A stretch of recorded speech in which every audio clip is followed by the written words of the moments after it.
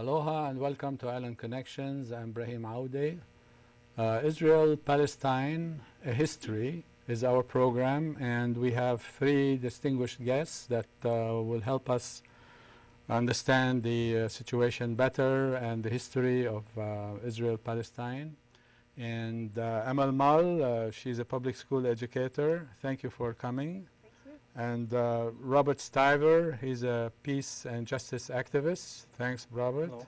And Raji Abuzalaf, also peace and justice activist. Thank you all for coming. Thank you. So what we're going to do is give our viewers an idea about what is the history way before, this current era, in BCE, before the current era, and to see like the origin of the Hebrew people and the Arabs, the Canaanites, and so forth. So we can give an idea about that before we go into the more modern period in the 20th century and perhaps the 21st as well. So for that, Raji, we're going to start with Abraham, right? So what could you tell us about Abraham? What's the significance of Abraham, and why did he move, and from where did he move to where? Well, approximately 1800 BCE, Abraham, at that time his name was Abram, was living in Ur, which is what we call modern-day Iraq today. And according to the Bible, God appeared to him and asked him, he beckoned him to follow him and leave that land of his ancestors, and he would take him to a promised land. And so he led him, and of course Abraham had faith and he believed, and he went to what we call today Israel-Palestine.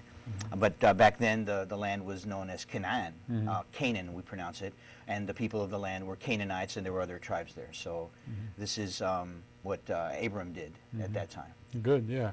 And Amal, there's more to the story after Abraham, because we know that there's Egypt involved in the situation. So what about that? Right, so if we kind of fast forward through time, we get to about 1500 BCE. And according to the Bible, Abraham, his grandson Jacob, who was also later named Israel, has 12 sons, one of which is Joseph. He ends up in Egypt. He becomes the highest ruler only under Pharaoh and ends up saving Egypt from an impending famine. Then he invites his father Israel and his whole family, which ends up being the 12 tribes of Israel, and they move from Canaan to Egypt so they could also survive from that very same famine. And so we can see in our first map so far, we start with Abraham's journeys. So there he's moving from Ur to Canaan.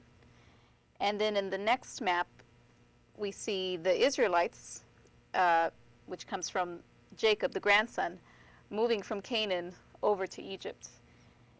And so now we're going to fast forward a little bit more in time. Now we're in about 1300 to 1200 BCE. We have Moses leading the Israelites from Egypt to Canaan, and we have a 12-tribe nation of Israel established. Now, this didn't happen overnight. According to the Bible, the 12 sons of Israel, which became the 12 tribes, the Israelites, one of them, Moses, had led them out of Egypt through the wilderness and back towards Canaan, the promised land. And then during this time, God gives Moses the well-known 10 Commandments, as well as what we now know to be the first 5 books of the Bible, or the Torah. And so this kind of establishes the Mosaic law and the Hebrew religion in Canaan at that time. But actually, even then, it wasn't until later that the Israelites went into Canaan, and they went without Moses. He didn't end up getting to see the promised land. They take over the land from the people that had already settled there while they were gone in Egypt. Yeah, he was too old to get in there because it took so long for them in the desert, like 40 years, I believe, yeah? Right. So, Well, it wasn't a matter of age, sorry. Yeah. Actually, it was sort of a decree that God, because he had kind of done something along the way, that's a little longer story, but he had done something along the way that God prevented him from going in. Yeah, according to the Bible, tradition. So Robert, okay, so the Hebrews or are in the land of Canaan, right, again. And then we witness a series of invasions, like the Philistines, you know. So could you tell us more about that? Yes, somewhere around 1200 BCE, the Philistines came from the Aegean and the Cypriot areas up near Greece. They were an able and aggressive people, and they moved into the area, the land of Canaan. Yeah. Amal, and then what happens there? I mean, 1000 BCE, before the Common Era. So what else happens there? Okay, so this is a couple hundred years later, and according to the Bible again, God has been ruling over and speaking to the Israelites through prophets and judges. But despite this, the people wanted a king. They kept saying, "We want a king, we want a king." And so God said, "Okay, fine. You want a king? I'll give you a king." So he anoints a man named Saul to be the king, which actually later leads to some other consequences. And then we move a little bit later, about 100 years later. Now we're in 900 BCE. And Israel actually ends up being divided. So what happens is, after King Saul comes King David, and then his son Solomon becomes king. Around this time, there's a bunch of fighting going on between David's sons, and the tribes of Israel, they end up dividing. So we have 10 of the tribes in the north, they remain as Israel. And then we have 2 tribes in the south, they split off, and they form their own kingdom called Judea. And it's actually in Judea that you find Jerusalem, and you find the Holy Temple, which was built by King Solomon. So we actually have a map to show the 2 kingdoms. Here we have Israel in the north, and then Judea, the 2 other tribes had split up in there in the south, which is where also Jerusalem and the Holy Temple is. Yeah. So Raji, what else happens? I mean, we talked about invasions and so forth. So what else happens? Let's say 745 BCE. Yeah, so about 150 years later, now the kingdoms have been divided. You have the northern kingdom, Israel, and the southern kingdom of Judea. Well, now you have the Assyrians, they, the Ashuri, they actually invade the northern kingdom and overtake, and that's pretty much the end of the kingdom of Israel. And we also find is that some of the Assyrians have intermarried, they've settled there, and some of the remaining Israelites who are in the kingdom there, they intermarry, and they kind of call themselves now Samaritans, and so that's the beginning of what we know as the Samaritans. And there's very many prophecies and Bible stories about the Samaritans, and they even continue to, exist today. And they have their own kind of version of the Mosaic law that was, that came into Canaan at the time. Yeah, and then Amal, like we were talking about 600 BCE, around there, Babylon looms large. So what is the story about that? Right. So according to the Bible, we have Babylon led by King Nebuchadnezzar, comes into Judea, the southern kingdom, destroys the Holy Temple, and he ends up enslaving all of the Judean men and taking them back to Babylon. So.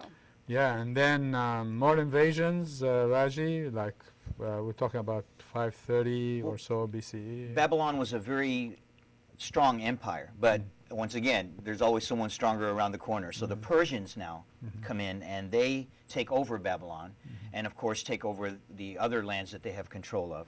So the king of Persia at that time, Cyrus, he's in control, and he actually allows the Judeans, some of the Judeans, actually many of the Judeans, to return to Judea, and they at that time rebuild the temple. This is in 539 BCE. Right, yeah. So Bob, okay, so the name Palestine, or the term Palestine, when does it start to be used? Well, 500 years before the time of Jesus Christ's ministry, the eastern coast of the Mediterranean became known as Palestine. And that name has stuck ever since for 2,500 years now as the prime name of the land. Yeah, so it's not a new concoction or something. Not at all.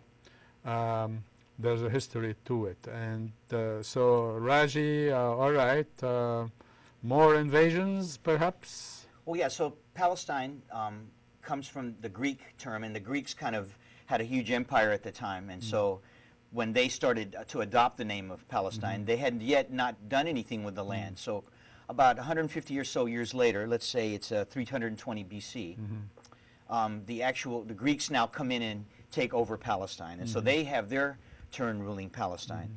And about 100 some odd years later, in 198 BCE, now the Syrians come in and they seize Palestine, so they take their turn as well.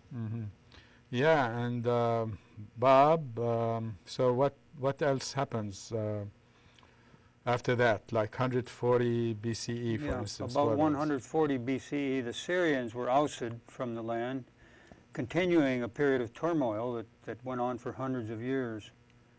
And Judea was reestablished after the exile of 586 BC as a Jewish monarchy. And this was the beginning of our Western use of the word Jew. Yeah, this is an interesting thing. And then we have more conquerors, so it's like a history of conquest, it seems, Raji. Well, right before the current era begins, about 63 BCE, the Romans now conquer Palestine. They are building an empire and conquering. And the way they do things is a little bit different. They actually allow the areas they conquer to retain their leaders, per se. And so they kind of subjugate Palestine. And so they have Palestine under their rule. However, there's a king there that, in this case, it's King Herod. I'm not sure if we have another slide that we can show that would show the map at the time of the rule of Herod. We have a map. It shows the time of Herod. Yeah, so you want to say something about that map, or just? Oh, no, I just wanted to maybe that they'll kind of illustrate that Palestine at the time of 60 BC, when the Romans had it, still had a Jewish king per se. So that's important. Like when we talked about Abraham first and the importance of Abraham going to Canaan and getting monotheism started, like belief in one God, etc. Now, Amal, we have Jesus Christ coming. So could you say something about that period? Right. So, well, this is around 30 to 33 CE, the current era, that Jesus is a huge milestone in this history. He was a Jew born in Bethlehem, which is in southern Palestine. His family was actually from a region called Galilee, which is in northern Palestine. He claims to be the Messiah, which is the Savior that the Jews have been waiting for so long. But he preaches this radical message, radical in the sense that it's not what most Jews were expecting as far as someone who would save them from the Romans. So he's crucified in Jerusalem. However, he has many disciples and followers spreading his story or Christianity in the region across Palestine. So Christianity begins with the Jews in Palestine, but quickly spreads to others in Palestine. So to the Palestinians that were not of the Jewish faith, but of other faiths. Yeah. So like Solomon builds the temple, it gets destroyed first time, but then it's rebuilt. So Bob, now what about the second destruction of the temple in Jerusalem? Well, that's at year 70 current era. As prophesied, Jerusalem was destroyed by the Romans. And we're kind of getting away from the biblical narrative now. But this marked what I call the period of wandering by the Jews. They didn't have a temple where they could perform their rituals and sacrifices. They're still looking for their Messiah, and it has created much turmoil and havoc around the world ever since. Yeah. And then, Eastern Roman conquers, they have their own empire, the Byzantine Empire conquers Palestine. So who would like to say something about that? Raji? Well, as we still see it, right, in the Roman texts and history, Rome is still ruling Palestine in the 1st century, 2nd century current era. And about the 3rd century and afterwards, the Byzantine side, which is what we know today as Turkey, they now wanted to, the Roman Empire is actually has a western portion and an eastern portion. So the eastern portion is ruled in Byzantium, right? And so they will now take over the rule of Palestine. So there's another influence now we see, and this actually occurs in 330 CE. And if we push forth another few centuries, we can see now another very important milestone. There's a gentleman named Muhammad who receives, according to the Quranic writings, he receives revelation from God, and he's in the Arabian Peninsula, and they are spreading the belief of Islam, right, which means the religion of submission to God. And so now they are spreading in that peninsula and also further west that faith, the faith of Islam. So the Arabs now actually attack and conquer Palestine in 638 CE. And so you see then now a very important milestone, which is that's when Islam now enters the region. So you not only have the original tribes with their polytheistic beliefs, and as you mentioned, you also had the monotheistic beliefs, which was more specifically became the Mosaic Law, the belief in one God, and the belief in the Torah, first 5 books of the Bible. And then you have Christianity. This is Christ coming and the people of the way, who now following Jesus. But now you have people following Islam. Then that has a lot of converts. Many of the Jews that were there are being converted, and many of the Christians that are there are being converted, and many of the non-believers or even the other faiths that are still in Palestine, they also accept Islam. Yeah. And it's interesting because, where did Christians come from there? They were Hebrews, and then they converted through the message of Jesus Christ, I mean, given the tradition. So this is important, all these conquests and the creation of a multinational, multi-ethnic, even racial kind of population all mixed up together. So it's not like there's a pure this or a pure that or another thing. I think this is very important. Otherwise, it would not be a matter of historic facts, because I mean you cannot talk about a pure anything at then and now. So that's very important, I think, to clarify. So, but also more invasions, even beyond what I'm just saying. Raji.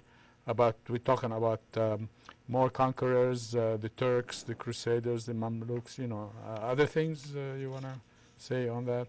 Well, I mean, there's, from that time in 600 CE now, that's the 7th century, up through what, the times that we can relate to, in the 1900s, many conquerors have gone through. And so you mentioned the Crusaders. There was a lot of different crusades, actually, and they have a lot of effect on Palestine. And you also have the different Turks, even Napoleon, takes his turn coming into the region. And it finally winds up with the Ottoman Turks, which is actually a different group of Turks. And they're very powerful. They're building a huge empire. Not only are they going into Palestine, they're going into the north of Africa, and they're going into the Iberian Peninsula. And so they have a huge effect on Palestine, and actually they had their empire for 400 or 500 years. Yeah, oh, at least 400, yeah, sure. And they took over all the way, North Africa, the Arabian Peninsula, especially towards the Red Sea and so on. So I don't know if we have a map of that, but that's fine, yeah. But we can imagine. I might be able to pull out a map if I can. But so anyway, we're talking up to maybe the 1500s, all these things happening. And you mentioned even Napoleon, etc. So we're talking about late 19th century and so forth. So if we were like to move, fast forward to 1897, okay? So Robert, 1897, what's the significance of 1897? Well, in 1897, Theodor Herzl, who was an Austro-Hungarian Jew, took what had previously been a form of spiritual Zionism, where many observant Jews pined for the Holy Land. He moved it into a political and militant Zionism, which is what is controlling Israel today. And there was a meeting in Basel, Switzerland in 1897 where Palestine was settled on as the land for a people without land. That was patently false. Two rabbis went to the Holy Land and telegraphed back to Herzl and his people that the bride is beautiful, but she is married to another man. Yeah. That meant there were hundreds of thousands of Palestinians, native people, in the land. Yeah, I mean, this is interesting. This Palestinian medical doctor, Ghada Karmi, who's a Britisher, actually, she wrote a book called Married to Another Man. And that was about that kind of history, and then up to the present time, to show that actually it wasn't empty land and so on, as the Jewish National Fund and the Zionist movement wanted to say. That is, I think, a very interesting development here, the 1897, because just to give some history, migration to Palestine by Jews, say from Russia first, like in 1882, they came over and built certain colonies, etc. But some of them even left, went back to Russia because it was too tough for them to deal with that. But a number of them remained, and then more and more Jews later on came over, given the pogroms and the violence that Jews in Eastern Europe especially were subjected to. So that was one of the main points that led in 1897 to the first Zionist Congress, and as you mentioned, Theodor Herzl and all that kind of history.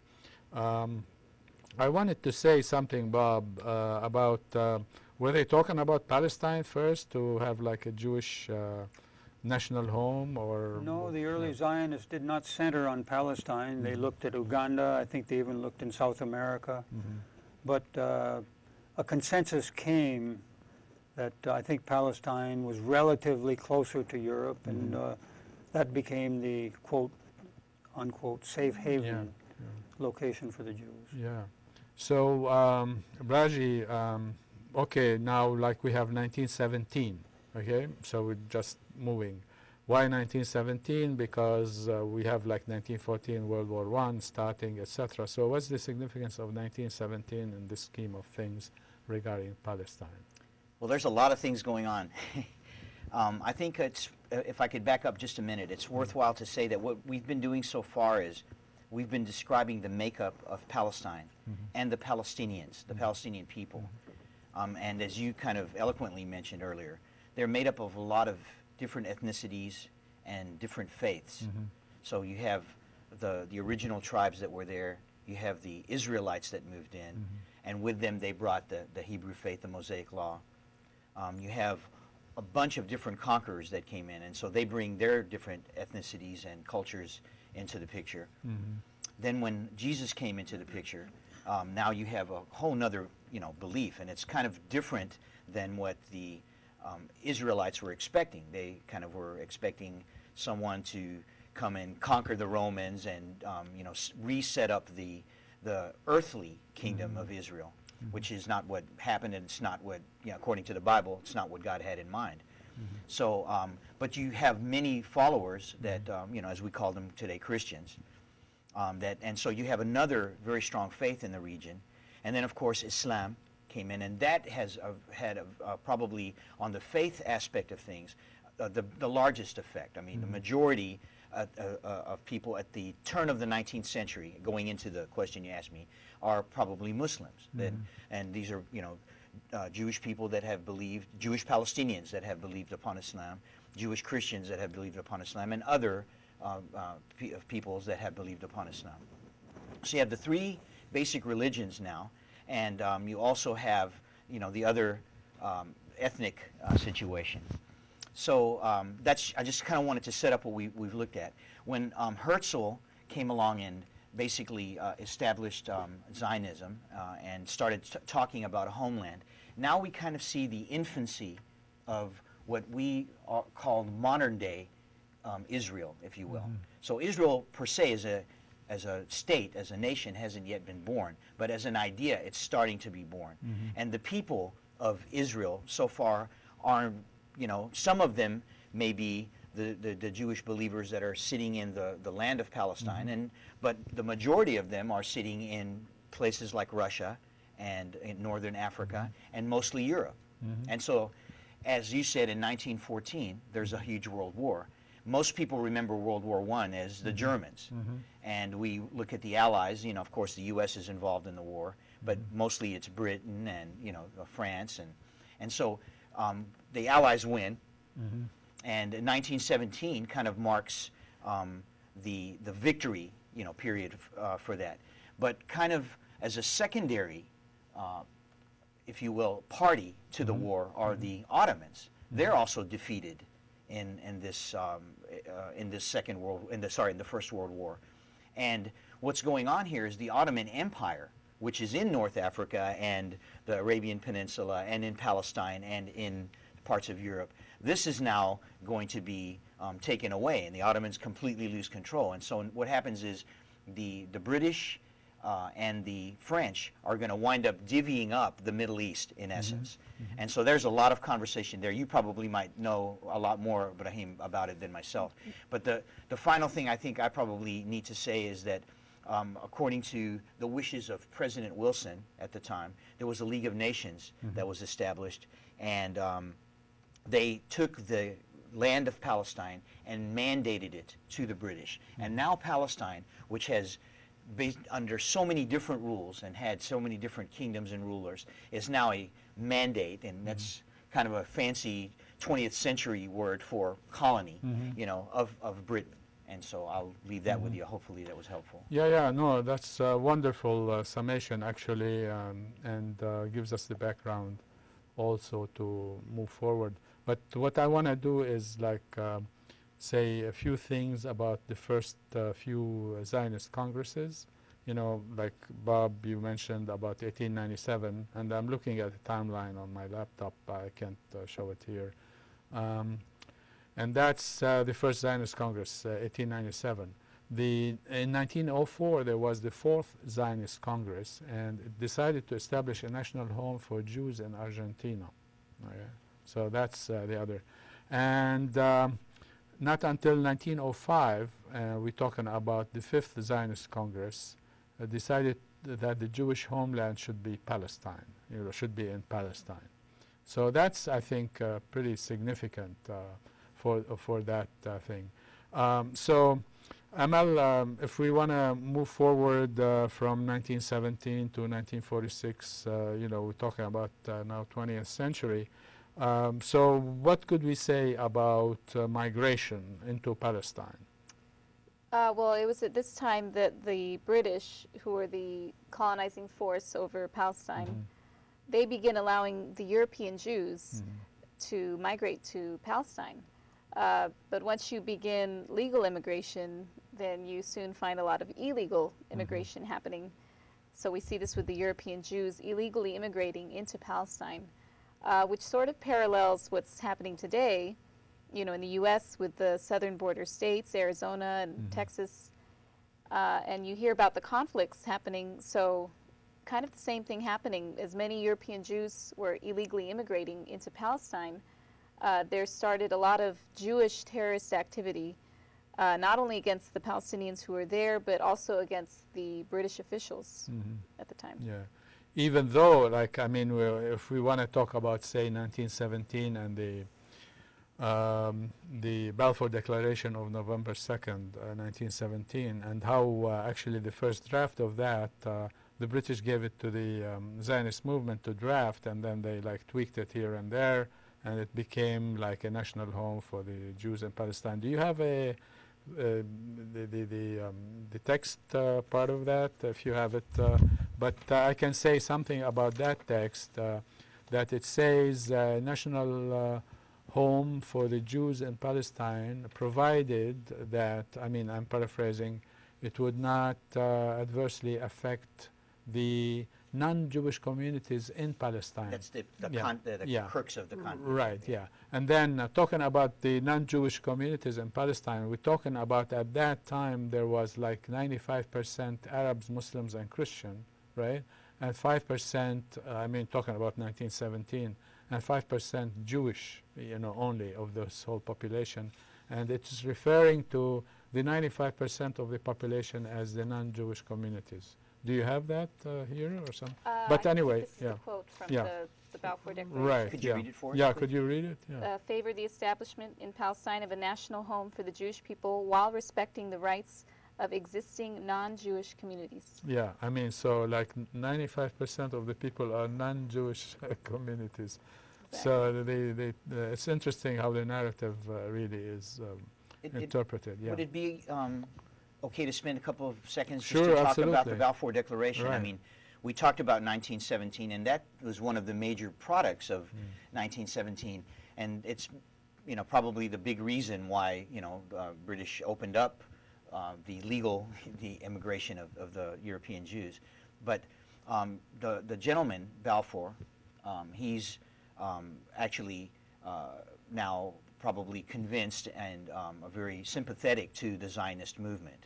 And, you know, we talked about, well, why do they want to pick the Holy Land? Like, as you said, in 1905, the Jewish Congress was, you know, trying to find the right Zionist places. Congress. Yeah, the Zionist Congress, my bad. So it's kind of a very good choice for them in their perspective to choose Palestine, because number one, there is no real self-rule right now, and number two, if you look historically and according to the Bible, this was the original promised land, though the promise was fulfilled already and they had, you know, already gone through that. For them, this is a very good opportunity to select someplace that has no you know, self-rule. And so I think this is one of the reasons Balfour and many British you know, officials are sympathetic to that type of cause. And so when that declaration's made, it kind of became like etched in stone that there is going to be a national homeland in Palestine for the Jewish people. So that, like, once it's written, it became like written in stone. And so that's kind of how the immigration started and the whole thing went on. And So it's wonderful. And I want to say something, like, you know, going back, backtracking, in 1916, the Sykes-Picot Agreement, that is a colonial situation, a colonial agreement between primarily the Great Britain and France to divide the Levant, that West Asia and also part of North Africa between them. So Egypt was already under British rule for all practical purposes. And then you had the British would take Palestine, the French would take Syria, Lebanon, and they were fighting about who would take Iraq, you know, as it is constituted currently, or just before 2003. But anyway, because the French were trying to take Mosul, which is north of Iraq right now, but then the British, like, you know, became dominant and said, no, it would be part of Iraq and we would take Iraq. So here you have a colonial situation and a national home to the Jews in a land without people for a people without a land, which was a myth anyway, falls into the question of colonialism, etc. So one reason also for the national home to be given as a promise declaration by the British was because they thought, the British thought, that the Jews or in Palestine would be helpful to the project, the colonial project of Britain, and would be with the British against the French and so forth. So this is, I think, a very important consideration here. So I want to ask you, Bob, about 1947. I mean, all right, we have 1917, and if we can say more about that, when the mandate was given to the British in Palestine, in 1922 to be exact, although they were there before then, but not officially given the mandate. And then as a response to that, the Arabs, the Palestinian revolt in a 3-year revolt, 1936 to 1939, after a 6-month general strike of all Palestine, in all of Palestine, which was unprecedented, then. So you have like anti-colonial struggle of the Palestinians, you see, against those kinds of issues like colonialism of the British in Palestine, and also favoring the Zionist movement against the indigenous Palestinians. So, okay, what is the significance now based on that of 1947? Well, we've come through the period of the Holocaust, which of course was a great trauma for the Jewish people. And then World War II ended in 1945, and the United Nations was stood up to replace the League of Nations in 1945. And the Jewish, or in that time, the Zionist terrorist forces were really badgering not only the Palestinians, but the British. The British became tired of the mandate. And in 1947, in November, the General Assembly passed Resolution 181, which divided, as a partition plan, it divided Palestine into 55% for the Jews and 45% approximately for the Palestinians. And there were not many members in the United Nations at that time, and the Palestinians and their allies, of course, rejected the partition plan. But it was forced on them, and the United States was pretty much controlled by the Zionists in those days. Harry Truman, for political and financial reasons, accepted the partition. He was all for Resolution 181, although many of his advisors, including the great World War II General George C. Marshall, who was his Secretary of State, he adamantly opposed the partition.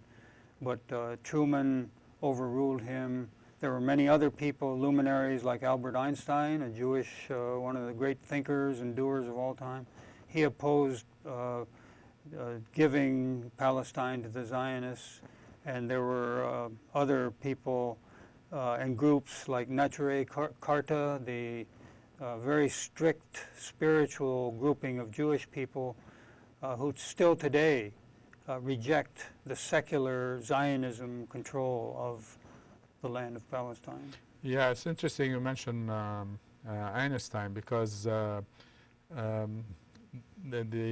Zionist movement had asked Einstein to become the first president of Israel, but he told him to go away. He doesn't want to have anything to do with that. Sure. So it's interesting. But here we have, like in 1947, I mean, in terms of Arabs, Muslims, and Christians, you have what, 65% of the population, and Jews 35% after so much immigration into Palestine, you know, quote unquote legal and illegal. So that's a very important thing. We actually have a map. You have a map. Can illustrate. Okay, yeah. Why don't we? You can see the difference between 1917 and 1947, the makeup of the land and the people who were living there, and you can see the Arabs and the Jews. Yeah.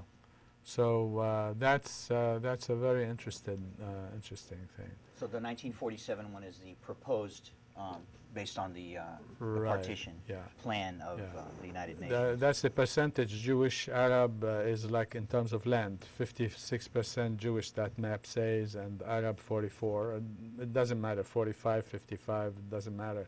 The fact of the matter is that they were giving more land for fewer people and less land for more people. You know, more Palestinians got less land, and fewer Jews or Zionists had more land. I mean, that's a very important thing to mention here. But also in terms of land, during 1947, could you say something about that? You know, how much land, you know, there was controlled by each of the groups, aside from the partition for 55, yeah. Regarding ownership of the land, Yeah. notwithstanding all the legal and illegal takeover of land by the Jewish people, By the Zionists. by yeah. the Zionists, in 1947, the Zionists still owned only 6% of the land. So 94% of the land and 65% of the people were still Palestinians. Yeah. So this is an interesting thing, like land grab had continued from, say, 1882, you know, all the way till 1947. Okay. Can I ask a Yeah, question, please? sure. Something Bob mentioned earlier kind of brings up a question, and possibly the answer might shed some, you know, insight on this land thing, you know. So you said something like the British got tired of the mandate of Palestine, but that's not the only, you know, colony that they were getting tired of. I mean, there's a lot of things going on in the world as far as colonies. There's a lot of countries that are fighting for independence from the European colonial, you know, colonists. And so for England, I mean, I'm not sure exactly the year, but at the time in the 40s or 50s, that's when India is now, you know, 40s, pushing. yeah. Wait, do you know the actual Yeah, year? in 1947. We're talking about 1947. So we're saying that, you know, that there's the British are being pushed from a lot of different directions, and even the other Middle Eastern countries Lebanon, Syria, yeah. 43, 46, they get independence. Yeah. And what about like you know, Egypt and Egypt, they were struggling already against the British, but that wasn't until 1952 that with the you know, military coup that happened in 1952 on the heels of you know, social revolution in Egypt. From the late 40s on, especially after 1948, that the British would leave by 1954. They would leave Egypt, the Canal area, because at that time they were only concentrated in the Canal zone, and then they would leave because of the social revolution that happened and also the military coup. So I think it's fair to say that Britain is feeling pressure in a lot of different areas, and you know, the Great Britain is, you know, not as, you know, great in this modern era of keeping colonies, and that's even happening in South America, and you know, and so I think when we looked at the 1800 BCE period all the way through the, you know, the current era and into the, you know, modern centuries, we see that there's kind of a difference in the way conquerors are tolerated, and conquering and colonization is tolerated.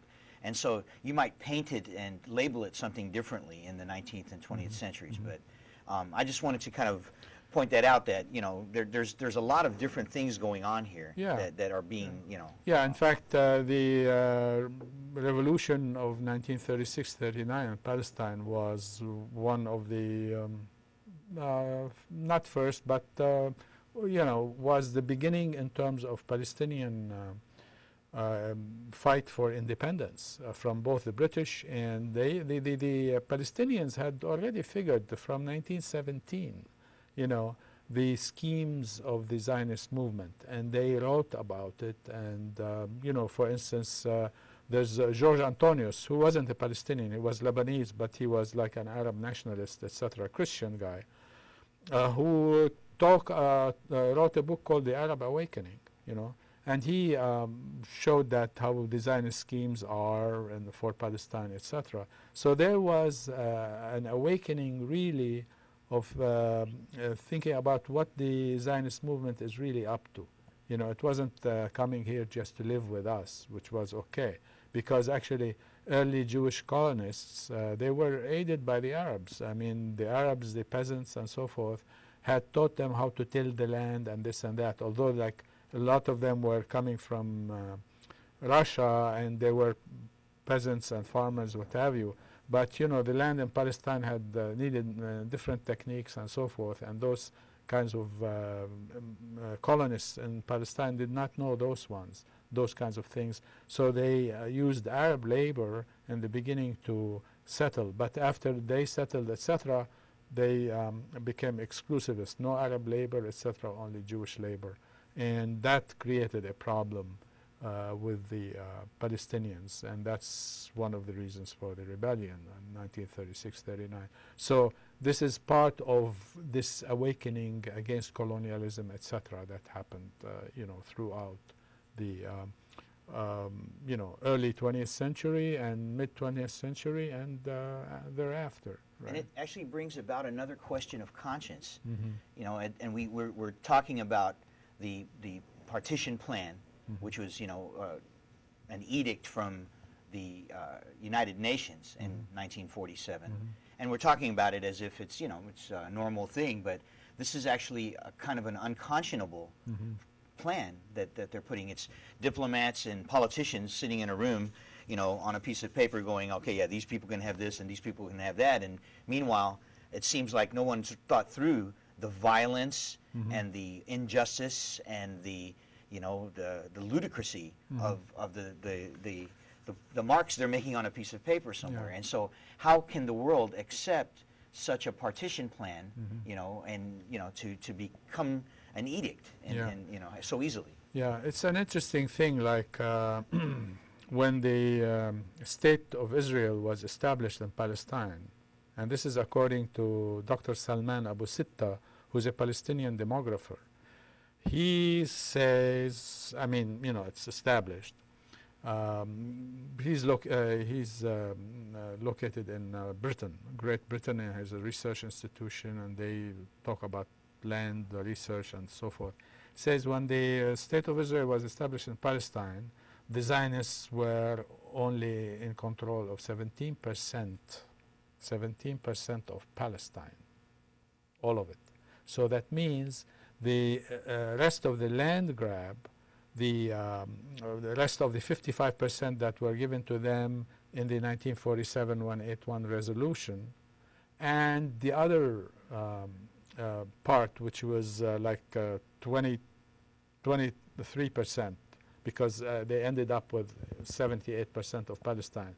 So from 17% to 55% and to 78%, all that land, after the 17% with the establishment of the State of Israel, was taken after the establishment of the State of Israel.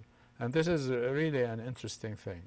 Later on, if you like, I can give you the website and all that for this. I'm trying to remember what the website is for these kinds of things. But if you go to alauda.org, I'm now trying to remember, Alauda, A-L-A-W-D-A, alauda.org, you can look at those kinds of numbers. So this is an interesting thing. I mean, the land grab not only was after the, with the creation of the State of Israel, but thereafter, I can tell you about a couple of other land grabs later on after that. But we go to now 1948, 1949, we're talking about the Nakba. What is the Nakba? What does it mean in English? And what's the significance of that? Well, I think it's an answer to the question I asked, which is, how can such an unconscionable edict come forth from, the United Nations? And so in 1948, now the implementation of that plan takes effect, and Israel is declared as a nation. And so in the perspective of the indigenous peoples there, the Palestinians, that is a catastrophe, and that's what the Nakba means. Yeah. And in the minds of all Palestinians, that's something that, wow, they actually went through this thing, and so that's what Nakba means. It's catastrophe, and now they are realizing the catastrophe. Yeah, so Amal, okay, Israel is established in Palestine, the State of Israel. So what happens? Well, it's kind of funny, actually. After Israel had made their declaration, it was only minutes after that the U.S. had acknowledged and accepted them as a country, and soon followed by Russia and other countries in the international community. So, Raji, okay, and then what? The Palestinians, did they take it lying down? Well, I mean, I'm just trying to imagine what I would do now. I mean, if I'm sitting in my home and it's been my home, in my case, my home has been my home for 20 years. That's very little time, but we're talking now, these people have been there for centuries. And all of a sudden somebody's saying, okay, goodbye, you got to go. And so, there was some resistance, and that resistance wasn't, something pretty. The problem with this is the sort of lack of balance on what's going on. So you have the indigenous peoples that are being now told, leave your homes, leave your lands, we don't care where you go. And so the Palestinians really aren't prepared. They're not really supported. As far as the other side, the Israelis, the Zionists now that are coming in and taking over the land, they, on the other hand, are very well prepared, very well funded.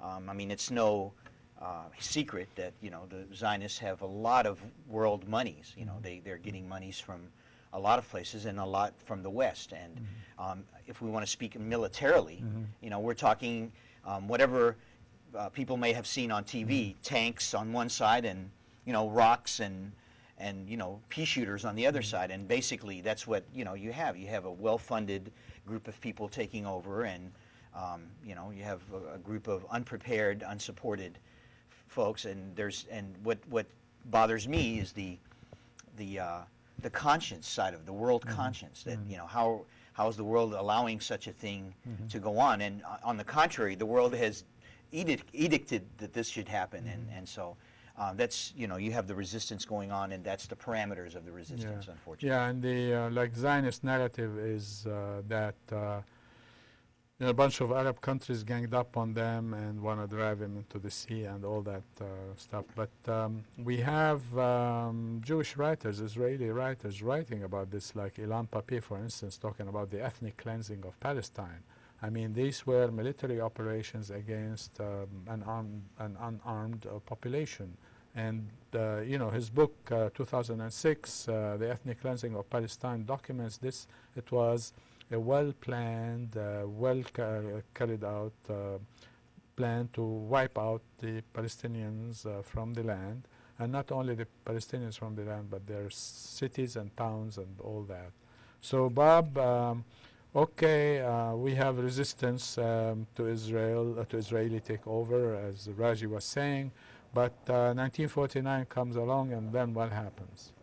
Well, in 1949, after a couple of years of fighting, where the Zionists kept pushing and the Palestinians really had no power to resist, the UN stepped in, perhaps looking at the travesty that was 181 from the start, but the UN established the armistice in 1949, and that left Palestine with only 22% of their historic homeland. Israel, now the new state of Israel, had aggressed itself up to 78%. Egypt, of course, took over administrative control of Gaza. Heck, the Palestinians had been driven out, 750 to 800,000 of them had been driven out of their land, or they were in squalid refugee camps within their land. They had no power, no organization. So Egypt took Gaza, Jordan took the West Bank. And it wasn't until a decade or more that the Palestinians began to regroup. Yasser Arafat was a great part of that. Their nationalism arose, and then they began to seriously resist what was happening to them in their land. Yeah, we have a few more minutes, like about 5, if not, or a bit less. So we can, get in a few more things, like Raji, about okay, what happened after that? Well, let me see if I can say some of this concisely, since we're kind of running out of time. But basically, I think we've mentioned already that the international community has just forsaken the Palestinian people. And what we see here is we have a lot of people that are just being ousted from their homes, ousted from their lands. Communities are being destroyed. You might have numbers for me on the, all I know, though, that there's a lot of people that have just been told to leave. We have a partition, a resolution that has a partition plan involved, which has already been compromised. Instead of the original 55 to 45%, you have something that's 78-22, and the 22% is not even really Palestine. It's in control and officially annexed by Jordan and Egypt. And you actually might know better than me that those countries, those leaders of those countries, might have already been in cahoots with the Zionist leaders from well before 48, you know, or you know, in 47 when all these things were undesigned, that this was going to happen anyway. And so that's what you have. Is there a do map? you have a map to show us? Yeah. Show. Yeah. Yeah. Show the map. Okay, so is that the one? Okay, so can you say something about that? Well, like he was saying, the West Bank was occupied by Jordan, and then you have the Gaza Strip on the left side, which was occupied by Egypt. So even though it was Arabs and Palestinians living there, they didn't get to control their own land, is what you were getting Yes, at. and actually, you know, because we're running out of time, that's true until today. Yeah. So we're talking, you know, 60 years ago, but that saga continues till today, sadly so. Right. Yeah, so that's good. So Robert, so indigenous communities are ousted from Palestine and so forth, so that's fine. Could you say something quick about that? Sure. This all came to a dirty end for the Palestinians in 1967 when Israel initiated the war with Egypt and took over the remaining 22% of Palestine. They still occupy it today under a belligerent military occupation, and the Palestinians have no state, which they were supposed to have in accordance with 181.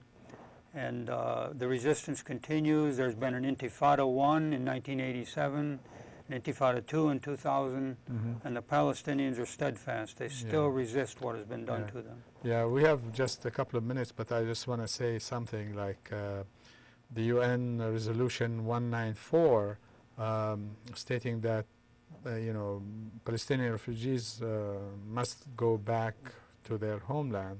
This was never really implemented by the Zionists or the and who became the Israelis. Yeah, so that's very important. To this day, they haven't really implemented that. One condition for Israel to be part of the United Nations was its promise to implement that 194 resolution, which is the return of Palestinians to their homeland, and that never was happened.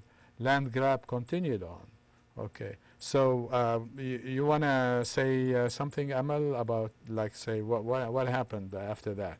Oh, well, in 1988, this is an important thing to mention, is Palestine declares their independence, and 100 countries around the world recognize them, except for, with the exception of the U.S. and, of course, Israel. I also have a map if you'd like to see. Yeah, sure. Just the transition of land ownership, and it has a map of, you can see on the right, 2000. Right. So that's kind of the current. Yeah. So that's what's happening there. Yeah, there's more to say about this, but we're going to have to wrap it up. But perhaps we'll come back and discuss, you know, after 67 on or after 1988 on. So thank you for coming, and mahalo for our viewers, and we'll see you next academic year in September. Okay, mahalo nui loa, aloha.